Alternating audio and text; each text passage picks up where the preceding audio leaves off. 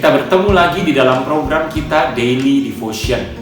Biarlah Tuhan tetap terus menyertai kehidupan kita sehingga kita makin berkenan kepada Tuhan di segala situasi.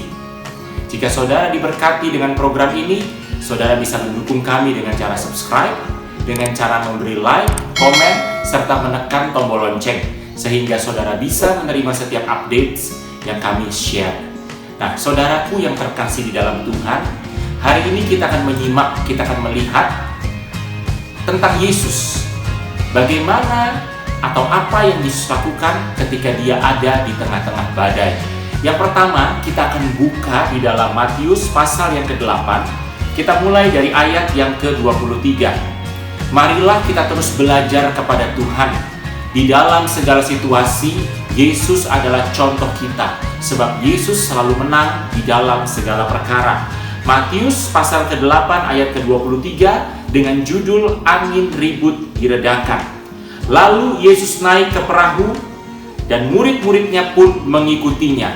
Perhatikan ayat ke-24, sekonyong-konyong mengamuklah angin ribut di danau itu sehingga perahu itu ditimbus gelombang, tetapi Yesus tidur.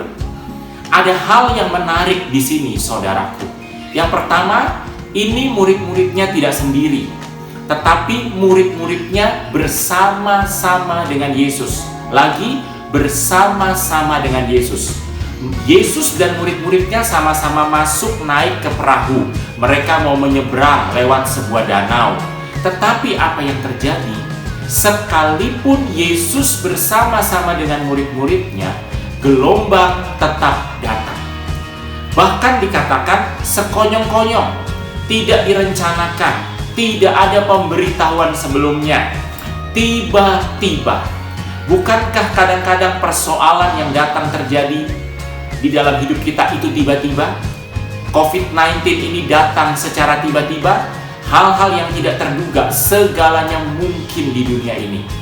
Sekalipun saudara orang percaya, sekalipun saudara bersama-sama dengan Tuhan, tidak ada janji Tuhan bahwa orang percaya tidak akan mengalami masalah. Tetapi Alkitab menceritakan murid-muridnya bersama Yesus tetap diterpa oleh gelombang. Tetapi hal menarik yang kita temukan bersama di sini adalah justru Tuhan Yesus tertidur. Bagaimana dengan murid-muridnya? Murid-muridnya mengendalikan perahu. Kita tahu beberapa di antara mereka memiliki background nelayan. Nelayan sangat berpengalaman di laut. Tetapi apa yang terjadi? Ternyata pengalaman mereka tidak membuat mereka mampu mengatasi gelombang itu. Tetapi justru kalau kita baca di ayat ke-25, maka datanglah murid-muridnya membangunkan dia. Wow, yang berpengalaman di laut justru datang membangunkan Yesus. Ingat, kalau kita tahu, sebelum memulai pelayanannya, Yesus bukan banyak di dunia perairan atau laut, tetapi dia adalah seorang tukang kayu. Tukang kayu sama sekali tidak pernah berhubungan dengan gelombang, angin, badai di laut. Tetapi justru murid-muridnya membangunkan Yesus, meminta pertolongan Tuhan, dan mereka berkata, "Tuhan, tolonglah, kita binasa." Kita di sini, mereka akan anggap bahwa mereka dan Yesus pun akan binasa sebab angin ini sangat gak bisa diatasi. Lalu Yesus bangun dari tidurnya. Yesus sama sekali terlihat tidak terganggu dengan angin sekencang, dengan gelombang separah apapun. Tetapi justru dia bangun dan dia berkata kepada muridnya. Yang pertama yang Yesus lakukan adalah bukan langsung panik, karena memang Yesus tidak pernah panik, saudara. Yesus pun, saudaraku, tidak langsung mendiamkan angin ribut itu, sebab kita tahu Yesus punya kuasa atas alam, sebab dia pencipta. Tapi yang Yesus selesaikan dulu adalah hati murid-muridnya. Sebab gelombang yang terutama bukan yang di laut itu. Gelombang yang terutama adalah gelombang di hati para murid-muridnya. Gelombang ketakutan, gelombang kecemasan, dan gelombang tebak-tebakan. Sebab mereka menebak bahwa diri mereka dan Yesus akan mati, akan binasa, gak akan selamat. Kita gak bakal bisa melalui angin gelombang yang sangat parah ini. Saudara, dengan ayat ini mari kita renungkan. Mungkin saat ini kita perlu bereskan pikiran kita. Mungkin saat ini kita perlu bereskan hati kita.